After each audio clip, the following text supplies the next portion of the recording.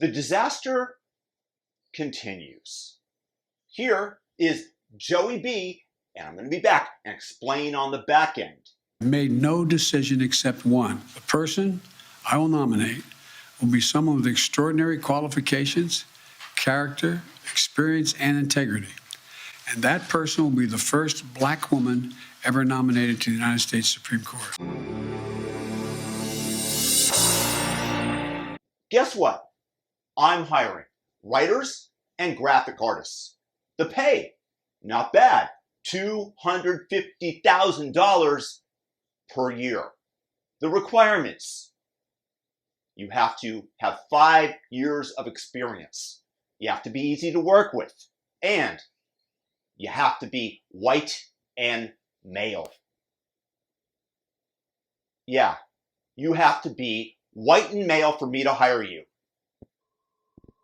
And what is the reaction from the left? I will personally sue your ass. I'm going to sue you out of existence. That's right. Incoming discrimination lawsuits, negative press with a heaping portion of racism accusations, activists contacting my friends, threatening them not to do business with me or dare even breathe my name. Say my name. But it's okay when Joe Biden and the left not only employ the same hiring strategy, but openly brag about it. And that person will be the first black woman ever nominated to the United States Supreme Court. Worst of all, for our nation and for Joey himself, it's been proven that these affirmative action / racist hiring practices have led to some pretty dire consequences. His first affirmative action move? Cackling Kamala. Do you have plans to visit the border? Not today. A woman about as popular with the non-deep blue public as sidewalk dog excrement, only smelling of less sincerity. Not today. His second affirmative action hire, Pete Buttigieg, the granted, well-spoken former presidential candidate who Biden appointed to the position in the cabinet of U.S. Transportation Secretary. His qualifications? He's gay. They openly bragged about it. This same man who took 4 months off of paternity leave to take care of adopted twins with his partner. Meanwhile, a supply chain issue was raging through America, raising prices for all U.S. citizens, damaging the economy, and was a really bad look for his boss in terms of results. You know what else is racist? Hot air balloons, the Empire State Building, the 10,000 lakes in Minnesota. Everything is racist today. But you still can't fire Pete despite the fact that he hasn't gotten good results because he's gay. And you definitely need an equitable distribution and representation at the top of the U.S. government. Results be damned.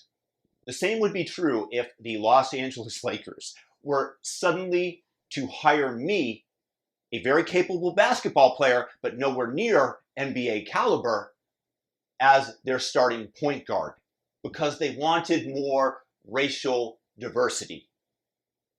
How would that play out? Lose? Lose? You're not winning a game. And it's not like America, as a superpower, hasn't been on a serious losing streak lately. The horrific, abysmal withdrawal from Afghanistan, done in a manner which rewarded terrorists with high-tech military equipment.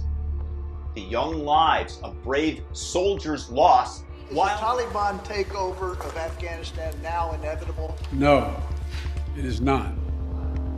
because you have the Afghan troops at 300,000, well equipped as any army in the world. While the woke Joint Chiefs of Staff, Mark Milley, was arguing in favor of critical race theory on Capitol Hill because, equity. China yelling at Secretary of State Blinken in Alaska that we have no right to comment on the ongoing genocide of Uyghurs within the borders of China, their own citizens, pointing out the Black Lives Matter talking points and rabble-rousing this communist organization that doesn't give a damn about inner-city black lives lost to gang violence unless it was a white cop who might have caused the death. Meanwhile, our current administration not only excuses months of riots, bloodshed, and destroyed businesses, but actively attempted to bail out the perpetrators, like Kathleen Kamala, while keeping people who might have trespassed during the Capitol riots, 1 hour of undeniable riots, mind you, in solitary confinement and trying to hit them with multi-year long prison terms. And even if you want the court appointments to be doled out in some horrific equitable race distribution, this same Supreme Court does have its statistical representation, its quota of blacks on it. His name is Clarence Thomas. Oh wait, my bad. He doesn't count. He's the wrong type of black person, not the radical leftist that Dementia Joe is going to nominate. Clarence is a conservative who believes in the United States Constitution, which, by the way, is SCOTUS's job to uphold. I was discussing all this with a buddy of mine, and he asked me why I get so worked up and why I care so much about this. Because I truly believe in the wisdom of Dr. King's soaring oratory when he pronounced, I have a dream. My 4 little children will one day live in a nation where they will not be judged by the color of their skin, but by the content of their character. I have a dream today. Repeating such intrinsically true and forward-looking words today, according to the progressives, makes you a racist. This is because they want to make it all about race, just like Biden and the Democrats are doing in front of your face. I believe in what Thomas Jefferson wrote in our original Declaration of Independence, that all men are created equal and that they are endowed by their Creator with certain unalienable rights. That among these are life, liberty, and the pursuit of happiness. These are the words that I live by. This is how I desire to treat and to see other people. But there are still some that want to chip away at the foundations of America. And since the old Marxist tactic of attempting to divide us along class lines didn't work out so well for them, they've switched and are attempting a sleight of hand and attempting to divide us by race instead. Race matters, and we need to say so. Biden and other Democrats might merely see it as attempting to pander to their base for votes in an attempt to keep them loyal.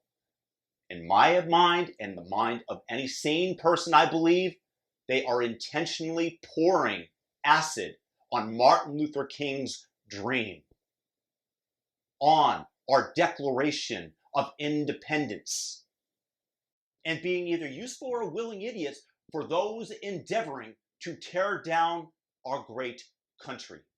I personally have traveled to over 60 countries, and I've lived in 5 of them. And I've seen what happens when you eschew the principles that made America the leader of the free world, albeit imperfect, and still the world's greatest country in terms of opportunity, and why it's the beacon on the hill where everybody dreams of going to. Go to Vietnam and see the difference between how those people live and how some people in Thailand live, and how communism has affected it. The Czech Republic, communism, all the places with dictators like Syria where I've been, and how the people live in comparison to the elites. And then compare that to America and ask what you want. So let me reiterate, I am hiring graphic artists and writers with talent at the salary of $250,000 per annum. You also have to be a white male. If you think that such a statement makes me a racist and makes you want to sue, well, you'd better go after Dementia Joe first and sue him. After all, he is the one who employed this hiring strategy and educated me about the possibility. I'm merely learning from him. Guys, please thumb up this video, subscribe, hit the all notification bell, share it with a friend. YouTube will not do that. A lot of work goes into this. Peace, blessings, have a fantastic day.